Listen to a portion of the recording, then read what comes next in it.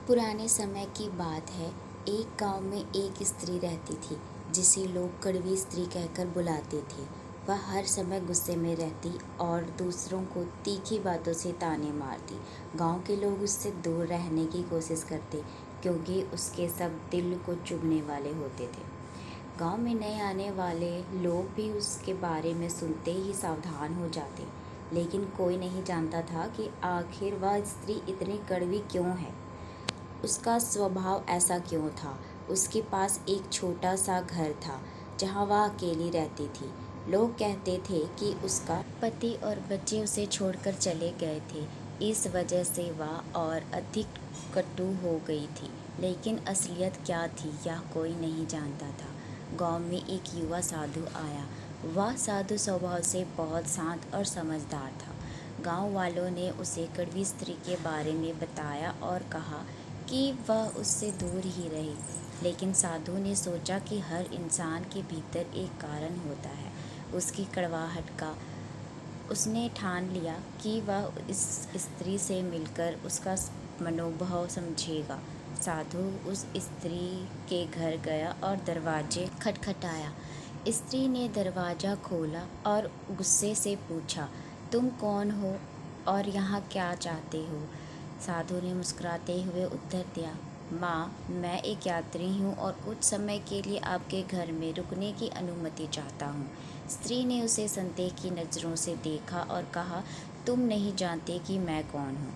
सब मुझसे दूर रहते हैं और तुम मेरे घर में रुकना चाहते हो? तुम पागल हो क्या? साधु ने कहा, माँ, मैं यह जानता हूँ कि हर व्यक्ति के भीतर एक प्यारा और दयालु हृदय होता है। मैं आपसे कुछ नहीं मांगूंगा, बस कुछ समय यहाँ शांति से बिताना चाहता हूँ। स्त्री को उसकी बात अजीब लगी, पर उसने उसे रहने की अनुमति दे दी। साधु ने देखा कि घर के अंदर हर चीज़ बिखरी हुई थी, जैसे उस घर में बरसों से कोई देखभाल नहीं की गई हो। साधु ने बिना कुछ कहे घर की साफ सफाई शुरू कर दी।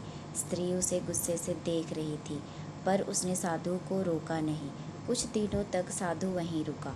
वह हर रोज़ घर की देखभाल करता और स्त्री से बिना किसी शिकायत के काम करता रहता। धीरे धीरे स्त्री का गुस्सा कम होने लगा।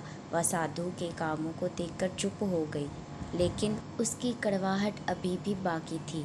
एक दिन साधु ने उससे पूछा, माँ, क्या मैं जान सकता हूँ कि आप इतनी दुखी क्यों रहती हैं? यह सवाल सुनकर स्त्री की आंखों में आंसू आ गए।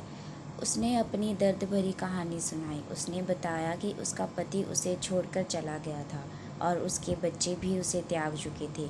उसे ऐसा लगा कि उसकी ज़िंदगी में अब कोई महत्व नहीं रहा, इसलिए वह सबसे नफरत करने लगी थी। साधु ने ध्यान से उसकी बात सुनी और कहा, माँ, आपके दुख को मैं समझता हूँ, लेकिन क्या आपने कभी सोचा है कि आपकी इस नफ़रत और कड़वाहट से आपका दुख और बढ़ गया है।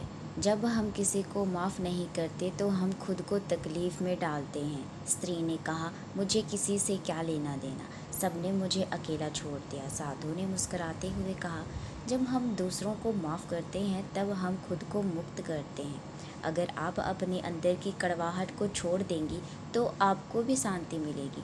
साधु की बातें सुन सबसे अधिक दुखी किया है। उसने सोचा, क्या यह संभव है कि मैं अपनी इस नफ़रत को छोड़ दूं?